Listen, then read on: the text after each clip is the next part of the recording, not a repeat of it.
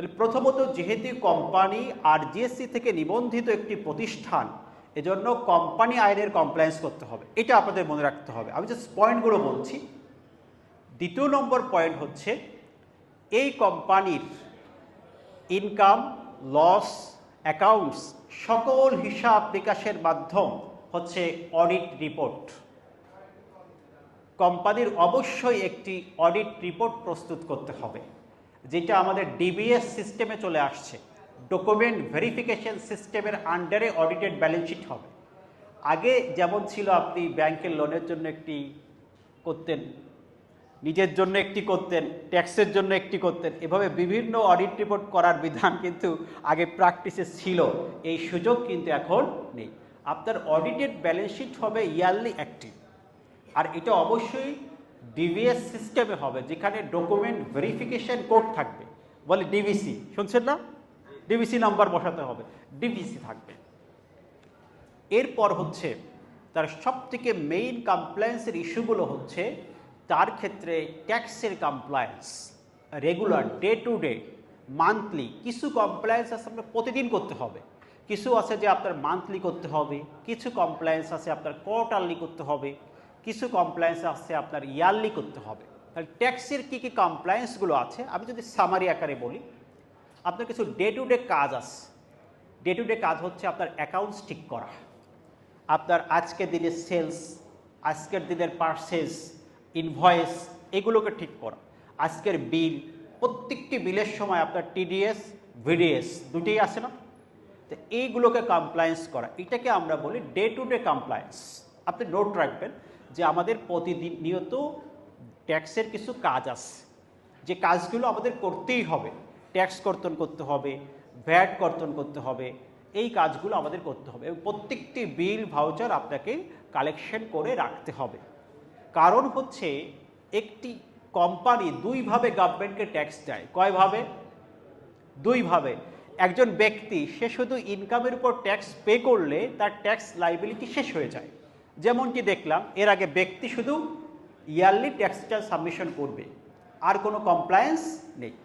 কিন্তু as a company হিসাবে, registered ব্যক্তি হিসাবে আপনার যেমন ইনকামের উপর ট্যাক্স পে করতে হবে, সাথে সাথে সাধারণ ব্যক্তিদের কাছ থেকে ট্যাক্স কালেকশন করতে হবে।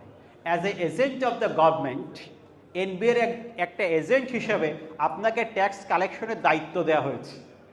এটা কি আপনারা জানেন? শুধু কি এনবিআর ট্যাক্স কালেকশন করে?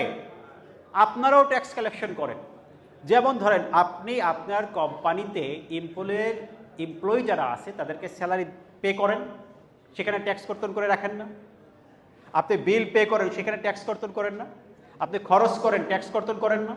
তাহলে কি দাঁড়ালো যে প্রত্যেকটি লিমিটেড কোম্পানি তারা ট্যাক্স কালেক্টর, তারা গভর্নমেন্টকে ট্যাক্স কালেকশন করে দেয়। শুধু নিজেদের ট্যাক্সই পে করে না, তারা কি করে? ট্যাক্স কালেক্টর হিসেবে কাজ করে।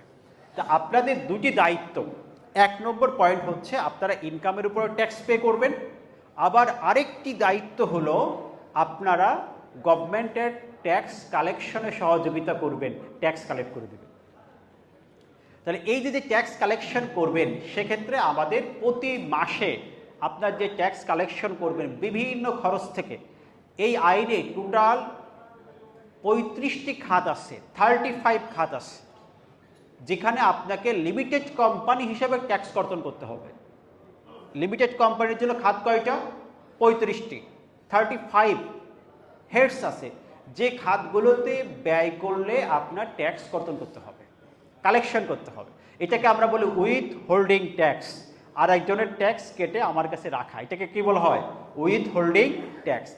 এই যে টাকা ট্যাক্স আপনারা কর্তন করবেন কোয়ার্টারলি, 3 মাস পরে এটার একটি রিটার্ন সাবমিশন করতে হবে। এই উইথ হোল্ডিং রিটার্ন তো মনে হয় সবাই প্র্যাকটিস করেন জানা মতে। তাহলে এই প্রতি 3 মাস পর পর কোয়ার্টারলি আপনার দায়িত্ব হচ্ছে উইথ হোল্ডিং রিটার্নটা সাবমিশন করা।